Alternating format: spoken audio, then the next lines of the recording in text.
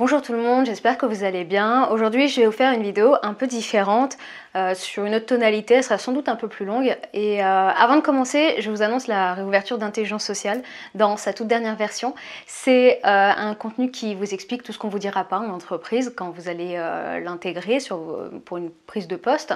Ça va concerner tout ce qui concerne la dimension officieuse, les relations humaines, tout ce qu'on ne nous apprend pas à l'école et qui est même un peu tabou. Il y a une citation qu'un membre avait postée sous une des vidéos d'une des masterclass. On peut poster sous les vidéos. Et il avait écrit la politique en entreprise, c'est comme faire l'amour, tout le monde le fait, mais personne n'est vraiment à l'aise pour dire vraiment ce qu'il fait. Et j'avais bien aimé cette phrase. Et justement, dans l'intelligence sociale, j'explicite tout concernant la politique en entreprise, tout ce qu'on ne vous dira pas explicitement en entreprise, en interne, mais que vous verrez les plus rusés le faire.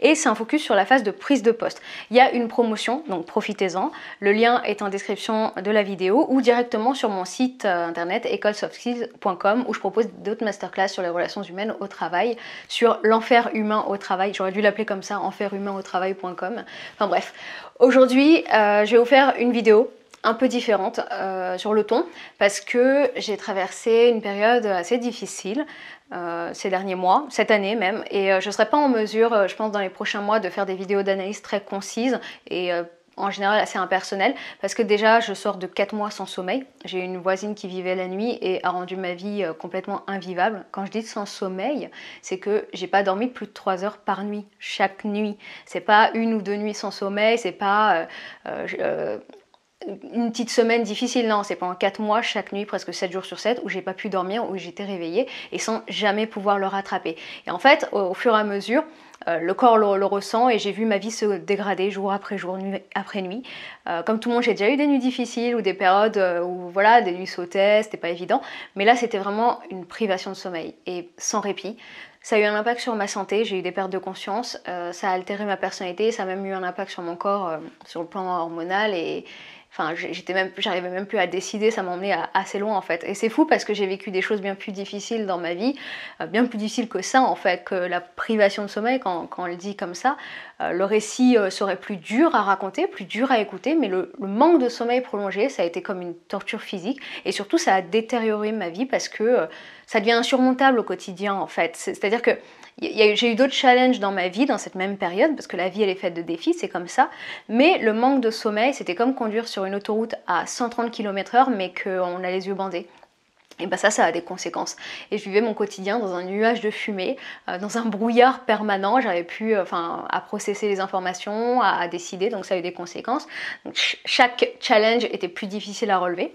Et parmi ces épreuves, j'ai eu un conflit dans le cadre d'un contrat. Un conflit semi-déclaré, peu visible, subtil, et j'avais affaire à des personnes malhonnêtes. Donc aujourd'hui je vous fais une vidéo sur ce sujet-là, et ce mois-ci je vous ferai des vidéos justement sur les leçons que j'ai tirées des différentes épreuves que j'ai eues ces derniers mois, parce que j'en ai eu beaucoup en fait sur une période très courte, ça s'est enchaîné.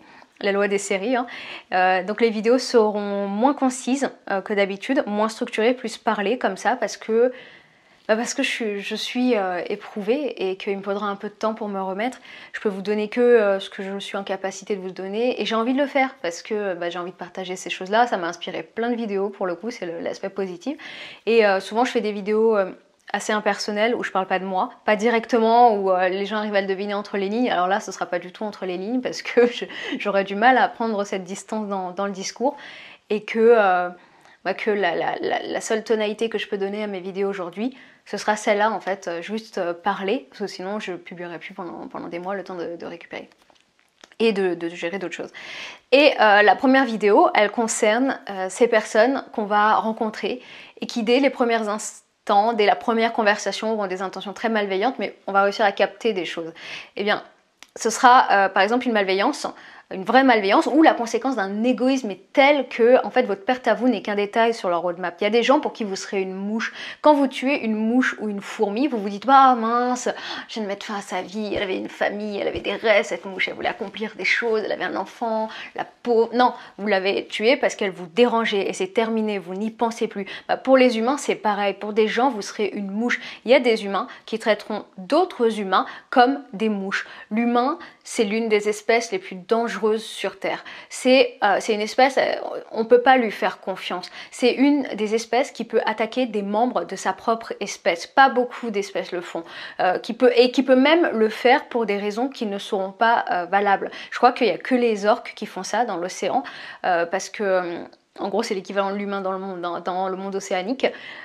C'est une des rares espèces animales qui a été observée en train de maltraiter des phoques. C'est-à-dire que elle les maltraitait pas pour se nourrir, elle les chassait pas seulement pour se nourrir, ils avaient un plaisir sadique, le plaisir de domination, et en fait ils s'amusaient entre eux à lancer le phoque en l'air, mais ils s'en sont pas nourris après, ils l'ont juste fait souffrir comme ça. Et sur Terre, il me semble qu'il y a que les humains et les orques qui font ça, donc on n'aura jamais fini de rencontrer des personnes qui seront comme ça, parce que peut-être qu'elles sont traumatisées, parce que peut-être qu'elles ont des déformations professionnelles, peut-être qu'elles ont des névroses. Ce sont pas des personnes intelligentes en général, leur force c'est qu'elles n'ont pas la même limite morale que vous. Moi par exemple, j'ai une personne à qui j'ai eu affaire à cette personne-là et je la trouvais limitée intellectuellement, concrètement, mais j'ai compris très vite que c'était pas quelqu'un qui était restreint dans ses agissements par la limite morale. Et tout le monde n'est pas malveillant, hein, mais quand vous tombez sur ce type de personne, il vaut mieux le détecter rapidement. Il faut l'identifier rapidement pour pouvoir vous protéger. Plus on tarde à l'identifier, plus l'autre aura mis en place des choses pour se couvrir par avance de toute forme d'accusation, tout, voilà. Et plus ce sera difficile de se sortir indemne aussi, sans préjudice en fait. En fait, là où on a un axe d'amélioration, c'est de le détecter le plus rapidement et de prendre ses précautions. Quand une personne prévoit de vous piéger, il y a des signaux faibles dès les premiers échanges. Et le premier signal faible, ça va être les micro-manques de respect. L'autre vous teste dès le premier échange, pour savoir jusqu'où il pourra aller, pour voir votre réaction. Est-ce que vous allez faire semblant de ne pas voir, ou est-ce que vous allez recadrer tout de suite, ou même est-ce que vous allez mettre fin à la relation ou autre. On est dans du micro, hein, ce sont des épiphénomènes, c'est-à-dire que les choses, vous les prenez de manière isolée, seule, ça semble ridicule même de l'extérieur, on ne pourra pas en ressortir le niveau de machiavélisme. Mais ça va permettre à votre interlocuteur de mesurer votre réactivité, votre sensibilité. Il va voir jusqu'où il peut aller. Ce sera par exemple des petits mensonges sur des choses qui sont pas si anodines que ça. En entreprise par exemple, bon ça moi ça m'est arrivé plein de fois, j'ai vu aussi en one-on-one, on va se mettre d'accord sur un certain montant de salaire en net. En entretien, on a bien dit en net, hein, et au moment de signer le contrat, on nous l'envoie et pendant la relecture, on se rend compte que ce salaire net qu'on avait évoqué, bah, ça devient le salaire brut. Donc des petites choses, c'est pas une erreur, c'est un test. Autre exemple, quand vous cherchez un logement et le propriétaire arrondit les mètres carrés de surface, il y a une différence entre ce qu'il y avait sur l'annonce et ce que vous découvrez sur le contrat. Vous dites bon c'est pas grave, l'appart m'a plu, mais c'était un test. Ou vous achetez un logement et vous découvrez qu'en fait, ce petit détail énergétique, il impliquera 50 000 € de travaux de plus dont on vous a jamais parlé et qui change toute la valeur du bien.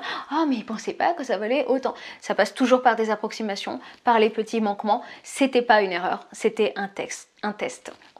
Et ce sera là pour tester votre réaction.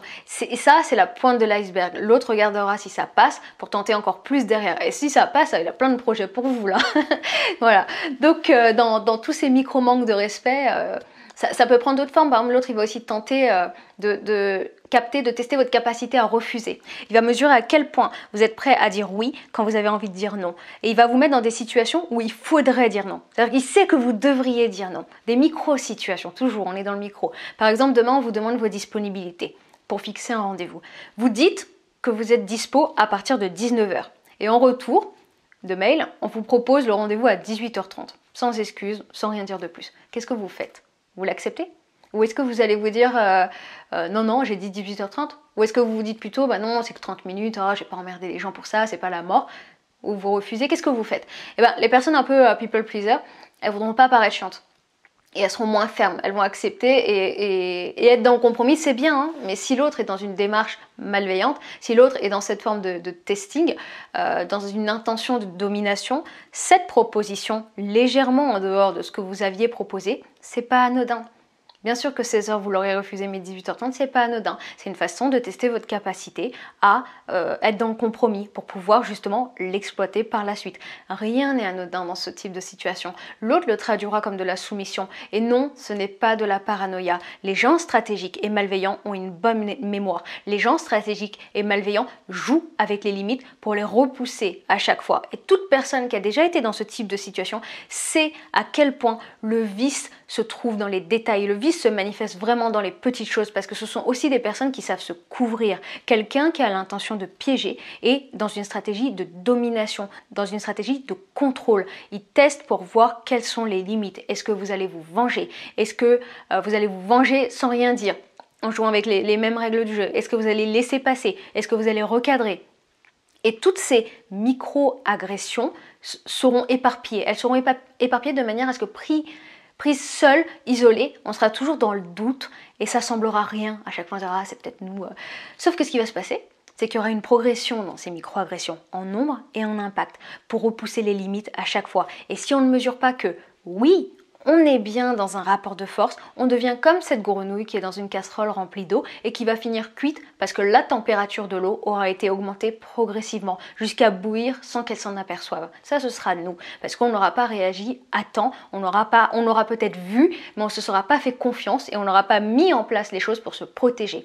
Ces gens-là ne répondent pas à la gentillesse par de la gentillesse, ils y répondent par de l'égoïsme. Ils ne répondent pas au compromis en faisant eux-mêmes des compromis, ils y répondent en vous demandant encore plus de compromis et ce que vous sacrifiez ne sera pas reconnu comme un sacrifice et deviendra une norme dans la relation.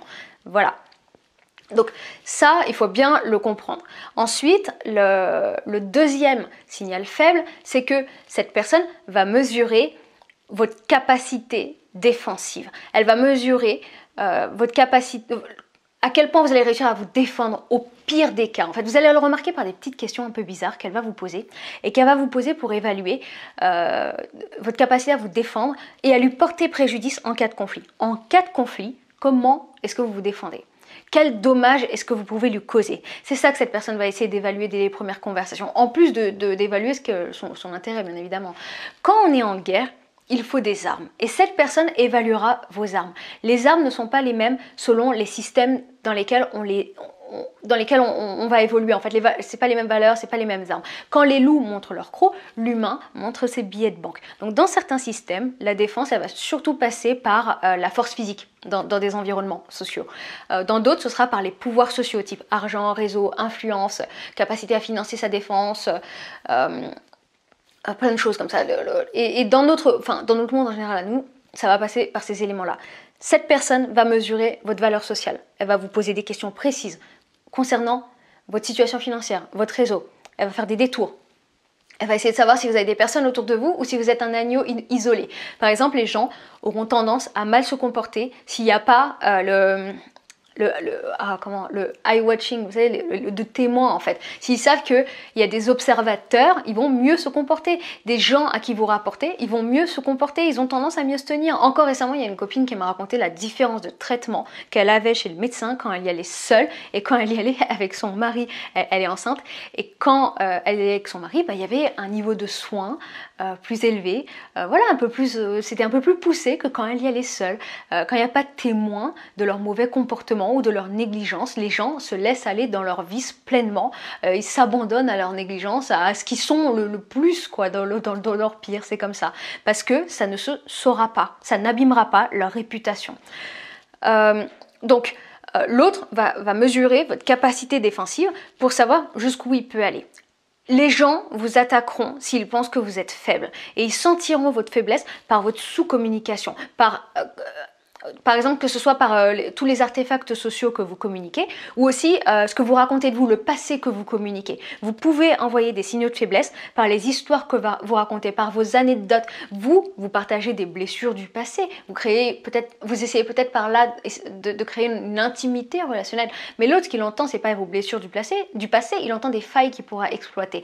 Parfois, juste raconter des anecdotes où vous ne vous êtes pas laissé faire d'ailleurs, c'est une façon de dissuader. Des anecdotes où vous avez utilisé vos armes sociales pour vous défendre, ça peut suffire à dissuader quelqu'un qui prévoit de vous piéger. C'est une façon de communiquer sa capacité défensive ou sa vulnérabilité. D'ailleurs, pour la capacité défensive, la communication, ça a toujours existé. Le fait d'exposer ses cadavres pour dissuader l'ennemi d'attaquer. Les sociétés montrent toujours le traitement des opposants, ceux qui l'attaquent pour dissuader ceux qui pourraient tenter. Et en entreprise, il y a ça aussi. Il y a les managers en prise de poste qui vont virer des salariés dès leur arrivée pour pour asseoir leur autorité. Robert Greene avait écrit si vos adversaires ne savent pas ce qu'il en coûte de s'en prendre à vous, alors ils s'en prendront à vous. Et d'une manière générale, de toute façon, les gens posent toujours des questions pour mesurer votre valeur sociale. Et c'est pour ça d'ailleurs que les gens vous demandent ce que vous faites dans la vie avant de vous demander votre prénom. C'est une façon de vous situer. Ils essayent, de vous situer socialement, pour la plupart, hein, pas tout le monde. Mais quelqu'un de malveillant le fera avec une certaine précision. Déjà dans ces questions, elles seront bien ciblées et c'est un peu des questions bizarres parce que cette personne va faire des détours pour avoir ses réponses, pour connaître votre situation mais sans en avoir l'air. Elle posera des questions sur votre style de vie et vous sentirez que derrière la question n'est pas si anodine que ça en fait. Derrière la question il y a une autre question qui était bien pensée, qui était beaucoup moins anodine. Moi je me souviens que cette personne m'avait demandé dès le premier échange si je lançais la valse ou sinon il s'informait aussi sur la marque des vêtements que j'avais l'habitude de porter mais c'était amené subtilement hein. Il avait posé une autre question pour l'avoir et la question c'était des questions sorties de nulle part hein, entre des questions contractuelles, c'était un parvenu, donc tous les symboles sociaux avaient de l'importance à ses yeux et il avait des sursauts de questions de ce type pour évaluer le niveau social de l'autre et donc aussi par ce biais-là évaluer sa capacité défensive. Il y a plusieurs façons de répondre à ça. Il faut trouver ce qui nous va le mieux en fait, il faut l'adapter à soi. Parfois par exemple il faut un storytelling intimidant. C'est ce que je vous disais tout à l'heure avec des anecdotes, voilà, des choses comme ça. C'est un storytelling dissuasif. Et d'autres fois, il vaut mieux paraître plus faible qu'on ne l'est vraiment. C'est Sun Tzu qui avait écrit dans L'Art de la guerre, il faut feindre la faiblesse afin que l'ennemi se perde dans l'arrogance. Plus une personne vous sous-estimera, plus la probabilité qu'elle commette une erreur sera grande. Voilà. Et ça dépend de votre profil en fait, de ce que vous renvoyez au premier regard en fait. C'est à partir de ça et de la situation qu'il va falloir déterminer. Ensuite, le troisième signal faible que vous allez remarquer, c'est que l'autre prépare déjà sa couverture. Une personne qui s'apprête à mal se comporter saura se couvrir par avance de toute accusation. Ça passe par le storytelling. Alors souvent le storytelling, donc du coup on l'entend par la présentation de soi, raconter son histoire de manière à ce que ce soit aligné avec l'image qu'on souhaite véhiculer, l'image professionnelle qu'on souhaite donner. Là c'est le storytelling, c'est vraiment l'art de raconter des histoires. Hein. Ce sera pour créer un scénario à partir des éléments de la réalité. C'est la même essence mais le but est différent. Alors vous n'aurez pas tous à faire à ce type de profil, hein, mais si vous évoluez vraiment professionnellement dans des environnements très politiques, forcément c'est lié, vous ne pourrez pas y échapper. Si vous entrez dans un conflit pro, qui par exemple, un truc gros hein, qui implique les RH, voilà, des trucs comme ça, ou des personnes stratégiquement avancées, vous ne pourrez pas y échapper. Parce qu'en plus d'être offensif, les gens chercheront à se couvrir immédiatement en fait. Souvent par l'écrit, il y aura un décalage entre ce qui sera dit oralement et ce qui passera par écrit. En fait, ces personnes ne cherchent pas à retranscrire la réalité. La réalité n'est qu'un détail dont ils ne s'encombreront pas. Et ils ne vont pas essayer d'être au plus près de la vérité avec les mots les plus justes possibles. Chacun essaiera juste de rendre son histoire plausible. Chacun essaiera de documenter son histoire, d'être en mesure de la prouver. Chacun pense déjà à ce qu'il raconterait à un externe. Et la réalité n'est alors plus qu'un récipient dans lequel l'autre sélectionne des éléments qui lui permettront de reconstituer une autre réalité qui se superposera à la vérité, qui semblera vraie aux yeux des externes. C'est ça qui va compter. Celui qu'on croira, ce n'est pas celui qui dit la vérité, c'est celui qui aura la version de l'histoire la mieux documentée et qui semblera la plus plausible pour une personne externe à cette histoire. Et sur des niveaux stratégiques avancés, l'autre crée un scénario, mais il crée aussi artificiellement des preuves de son scénario par anticipation. Là, on est dans un niveau au-dessus. Il va poser comme des balises de son histoire. Et chaque balise servira de preuve pour rendre vraie l'histoire. Une fois que les balises factuelles sont posées, on peut raconter ce qu'on veut entre les balises. Je vais vous donner un exemple pour que vous compreniez le procédé. J'ai un ticket de caisse d'achat d'un vélo, ok? Ensuite, j'ai un ticket d'un repas acheté dans une ville, à Bordeaux, ok? Qui montre que j'étais à Bordeaux dans la même période. Ce sont des balises, ce sont des preuves. Dans 2 ans, avec ces 2 tickets, je peux raconter tout ce que je veux. On peut raconter vraiment toutes les histoires qu'on veut. On peut dire que qu'on voulait faire le chemin à vélo pour des raisons écologiques et qu'on a choisi Bordeaux parce que c'est une ville qui, je ne sais quoi, voilà, selon l'image qu'on veut donner. Ou on peut raconter une histoire victimisante. On nous a volé notre voiture et donc on a été obligé d'acheter un vélo. Regardez le ticket de caisse. Et en plus, on a dû se rendre à Bordeaux parce qu'en urgence, il fallait demander à un ami de pouvoir nous aider. Voilà. On peut raconter n'importe quelle histoire dès lors que les balises sont posées, dès lors que entre les pièces. Et quelqu'un de machiavélique va poser des balises par avance pour se laisser toute la liberté de raconter l'histoire qu'il voudra après en fait. Moi par exemple, cette personne, la personne à qui j'avais affaire, elle m'avait laissé des messages sur mon répondeur et en fait c'est quelque chose qu'il faisait jamais, il l'a fait seulement 2 fois. Et c'était des messages faux. Et quand j'avais écouté, je me suis dit, mais qu'est-ce qu'il raconte? Par exemple, il disait des trucs du type, je vous ai envoyé le document que vous m'avez demandé. Ça sortait de nulle part, j'avais jamais rien demandé, donc je comprenais pas. Et j'aurais pu laisser couler en me disant, non mais ça doit être une erreur. Et c'est une fois que j'ai compris le scénario que cette personne essayait de raconter, que j'ai compris aussi que ces messages, c'était des preuves qui étaient déposées pour pouvoir raconter son histoire. Toute trace qu'il laissait n'était qu'au service de l'histoire qu'il essayait de raconter et du personnage qu'il essayait de se donner. Avec toujours ce ton mielleux.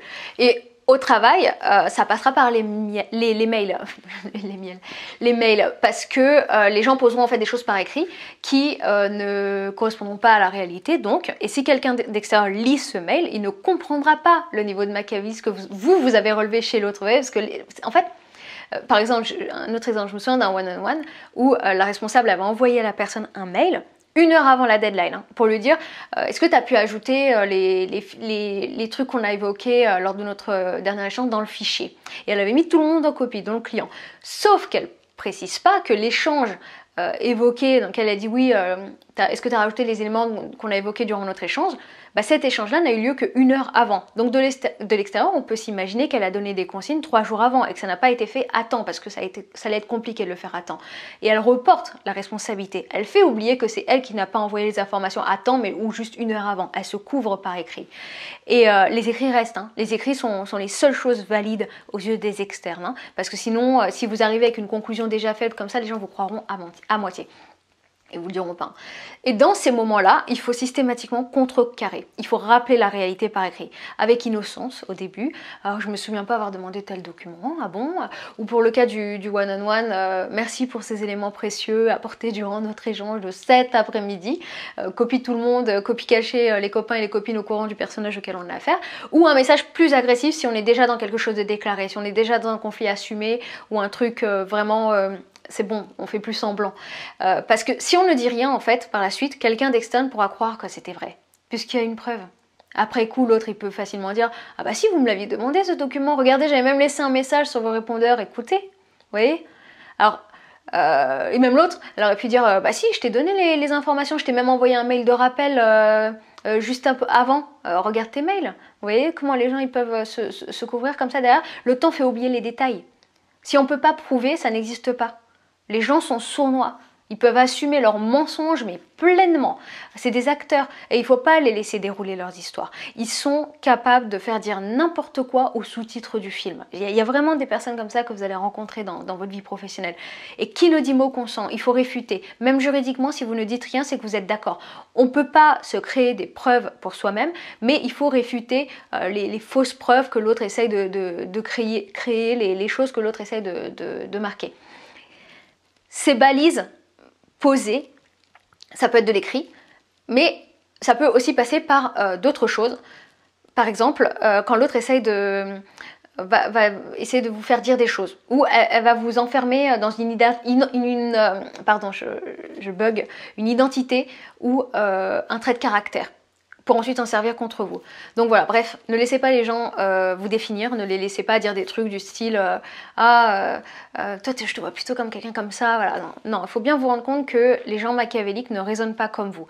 Vous, il va vous arriver quelque chose et pour raconter votre histoire, vous allez chercher dans votre mémoire les événements clés de cette histoire, ok? Le Machiavel, il fait pas ça. Il va poser des balises et des balises, plus il est intelligent, plus les balises sont bien posées pour se laisser une liberté de raconter ce qu'il a envie de raconter, l'histoire qui l'arrangera le mieux à l'instant T. Souvent, le scénario que l'autre essaie de créer, d'ailleurs, ce sera un scénario, vous avez le mauvais rôle, hein, forcément. Et ce rôle, souvent, il y a deux cas que je vois très souvent. C'est soit celui de la folie, soit du génie machiavélique. La folie, c'est par exemple en entreprise, on utilisera ce qu'on sait de votre vie personnelle pour dire que vous traversez par exemple une période difficile, pour expliquer en fait que non, vous n'êtes pas harcelé, mais vous vous sentez harcelé parce que vous venez de vivre un divorce, vous êtes dans une période difficile, c'est normal, hein, mais nous on va vous aider. Hein. Ou vous serez un génie machiavélique comme il n'en a jamais existé auparavant sur Terre, vous êtes la pire personne dans ce domaine-là. En fait, ça va être quand l'autre prend la posture de victime, mais dans les deux cas, vous êtes sorti de la normalité. Vous n'êtes pas une personne normale dans le scénario de l'autre, donc vous n'avez pas des comportements normaux et donc vous êtes en tort et vous êtes, voilà. Moi, dans le conflit que j'ai eu, en fait, c'était un conflit semi-déclaré au début que je vivais. Et j'avais envoyé un texto qui explicitait un peu la situation. Et on avait un rendez-vous contractuel le 29. Et la personne m'a répondu, une autre personne en fait, parce que c'était un groupe, ils étaient plusieurs, m'a répondu au tac au tac, je sens qu'elle va être très dure, voire limite violente le 29. Alors le elle, c'était moi. Hein. Et en fait, à ce moment-là, je savais que c'était des gens malhonnêtes, mais je savais pas qu'il y avait un sale coup prévu pour le 29. Et derrière ce message, il y avait trois options. Soit il m'avait été envoyé par erreur, et c'était un message qu'il envoyait à son binôme pour parler de moi, ce qui était le plus probable. Hein. C'était un groupe, donc voilà, j'avais affaire à des gens plus ou moins sur moi, et ça me confirmait en plus qu'il préparait bien un sale coup le 29, même si je savais déjà que j'étais face à des gens malveillants et malhonnêtes, et que donc ma réaction pouvait être violente, dans le sens violent contractuel, hein, stratégiquement. Et en deuxième option, ça pouvait être peut-être pire, peut-être il préparait pire, type intimidation, menace directe, ce qui pouvait être probable parce que le plus sournois me l'avait déjà fait de vive voix par téléphone, par des insinuations, hein, et toujours de manière à ne pas laisser de traces très subtiles, mais cette fois-ci peut-être qu'il prévoyait peut-être de le faire en face et donc j'allais réagir en conséquence. Ou bien, dernière option, c'était un message posé pour me faire passer pour la méchante dans le scénario, me faire passer pour quelqu'un capable de violence, ce qui n'est pas du tout le cas. En tout cas, dans mon histoire, je pense que c'était juste un message envoyé par erreur. L'autre là, il aurait été capable d'envoyer des faux SMS, parce que lui c'était vraiment un psycho, celui qui me laissait déjà des faux messages sur mon répondeur. Mais celui qui me l'avait envoyé, ce SMS, c'était le maillon faible du groupe, c'était vraiment un poisson rouge qui se prend pour un requin. Et d'ailleurs, quand on a affaire à un groupe, il y a toujours un maillon faible, il y a toujours une brebis galeuse. C'est à elle qu'il faut s'adresser parce que c'est elle qui fera les erreurs stratégiques, c'est elle qui fera les erreurs de communication. Parce que dans ce type de situation, il y a une pression permanente. Le maillon faible, c'est celui qui résiste le moins à la pression de l'échange. Et cette pression, en fait, elle est continue. Chacun maintient la pression l'un sur l'autre, en fait. Et c'est usant, et il faut réussir à se maintenir sur la durée. Justement, quand on ne se maintient pas, on fait ce genre d'erreur. Ensuite, le quatrième signal faible, c'est le fait que, classique, hein, la personne a franchi trop facilement les limites formelles, les frontières formelles. Parce qu'en fait, elle espère obtenir plus que ce qui est formellement proposé par la relation. Les gens vont proposer des moments d'amitié pour s'autoriser à transgresser pendant la relation les règles formelles, pour s'autoriser à vous demander plus et pour vous mettre en condition d'accepter parce que c'est elle, parce que c'est vous, parce que votre relation serait particulière. On neutralise votre capacité à poser vos limites. On vous neutralise soit par l'intimidation, la menace, etc., soit en mettant un vernis d'amitié, là où il n'y a qu'une relation transactionnelle. C'est comme ça qu'on neutralise votre capacité à dire non, à poser des limites. Pour ça, la personne, elle va utiliser la conversation, ou bien elle va créer des ancrages relationnels en disant des choses comme on s'entend bien. Ouais, elle formalise en fait, elle dit les choses. Tu es mon ami, au bout de 3 jours, elle crée des ancrages qui font passer artificiellement la relation à un niveau supérieur. On dit, donc ça existe. Sauf que la définition qu'on donne d'une relation ne fait pas la relation. Certaines relations sont transactionnelles et doivent rester transactionnelles. Vos carences affectives ne doivent pas jouer contre vous dans ces moments-là, dans le professionnel. Ensuite, le cinquième signal faible, c'est qu'elle fait des insinuations. C'est de la communication perverse qui fait passer en fait des messages flous, intimidants ou menaçants sans que ça puisse être caractérisé comme de l'intimidation ou de la menace. Les gens savent faire. Je vais vous montrer un extrait de la sociologue Monique Pinson-Charlot et de son mari. En fait, ils préparaient un livre, ils travaillaient dessus depuis longtemps, ils avaient dédié toute leur vie, leur corps et âme depuis des mois et sont à un rendez-vous avec l'éditeur pour choisir le titre du livre. Et le couple et l'éditeur ne sont pas d'accord sur le titre parce que l'éditeur il veut un titre plus agressif, plus mainstream, alors que le couple il voulait quelque chose de plus peut-être sobre. Et écoutez bien comment l'éditeur va finir par obtenir ce qu'il voulait. Ensuite il y a un dernier problème, Oui. et je ne quitterai pas ce lieu tant qu'il ne sera pas réglé, le titre et le sous-titre. Et autrement, oui, je voulais en venir au contrat simplement. Hein. Donc, je sais plus, on avait fait une option ou pas d'option. Qu'est-ce que ça veut dire option? C'est pas grave. Ça veut dire qu'on a la possibilité de le mettre à la poubelle si ça ne nous plaît pas, quoi. Avec les insinuations, on est sur un niveau plus agressif, avec toujours cette capacité à se couvrir. Et c'est pour ça, quand même, on a quand même inventé un truc intéressant, ça s'appelle la déontologie, surtout pour certains métiers, pour que justement une personne n'abuse pas de sa position dominante. La position dominante que peut lui donner par exemple un métier. Par exemple, un avocat ne peut pas utiliser son statut d'avocat dans le cadre de ses autres activités professionnelles, parce que ça pourrait contribuer justement à intimider. Et dans tous les métiers comme ça, il y a la déontologie quand même, même si beaucoup s'autorisent à ignorer ce mot et tout ce que ça implique. Donc voilà pour les 5 signes. Ce qu'il faut retenir, c'est que pour battre votre ennemi, il faut devenir votre ennemi. Il faudra penser comme lui. Vous êtes obligé de penser comme lui pour l'anticiper. Il y a un truc que j'aimais bien dans Prison Break, une scène, en fait il y a un moment où Mahone, il va dire à Bellick, non, en fait ils sont tous les deux en train de chercher Michael Scofield. Et Bellick et Mahone, ils se concurrencent pour savoir qui va le trouver le premier, voilà, ils cherchent des infos. Et Bellick à un moment il va dire à Mahone, on n'a pas besoin de vous, c'est bon, on a trouvé une piste, on va le suivre. Et Mahone il va lui répondre, le problème avec une piste, c'est que par définition, vous serez toujours derrière votre proie. Et il faut toujours penser comme l'autre pour pouvoir anticiper son prochain coup. Il faut aussi être clair dans ses propos, pour aider les gens à vous aider en fait. Il faut rester factuel. Sinon, on tombe dans du « Ah, c'est un être ignoble, c'était affreux ». Et ça, les personnes externes, elles ne peuvent pas l'entendre. Ils ont besoin d'un raisonnement factuel pour vous croire. Quand on explicite les procédés employés, quand on met des mots sur ces choses-là, les mots clairs, justes, précis, ça permet aux externes de saisir la situation. Et il ne faut pas aussi hésiter à enregistrer les conversations dans ces situations-là.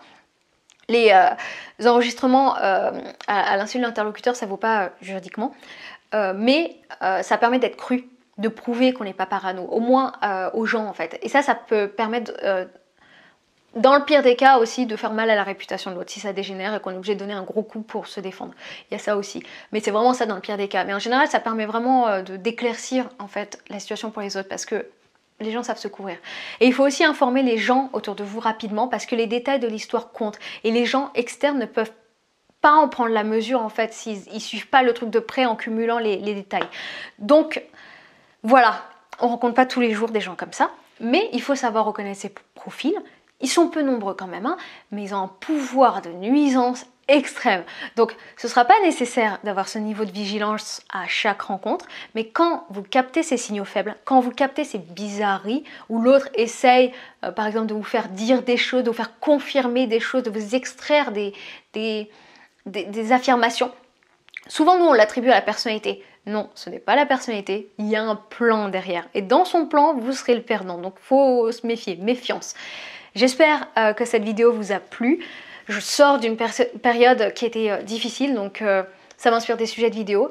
Partagez-moi en commentaire vos récits sur ce sujet-là, les signaux faibles que vous aviez repérés quand on a essayé de vous piéger. Il y a 2 niveaux en fait en général à ce niveau-là. En fait, il y a 2 niveaux. Il y a ceux qui ne voient pas du tout les signaux faibles, et puis il y a ceux qui voient les signaux faibles, mais qui vont pas s'écouter, ou qui vont mettre du temps à s'écouter. Et ce temps-là, il peut être fatal. Et c'est justement l'expérience qui nous apprend à nous faire confiance sur ces sujets-là.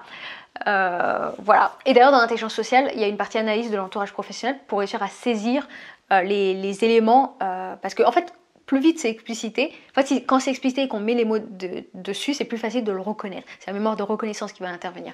Et c'est ce qui va éviter les maladresses ou les erreurs qu'on paye plus tard. Voilà. Bon, moi maintenant, je vais aller dormir et puis je vais me réveiller en 2022 parce que 2021, on va essayer de l'effacer, d'oublier cette année, effacer de ma mémoire, c'était affreux. Et en tout cas, je vous remercie de m'avoir écouté et je vous dis à très bientôt pour la prochaine vidéo.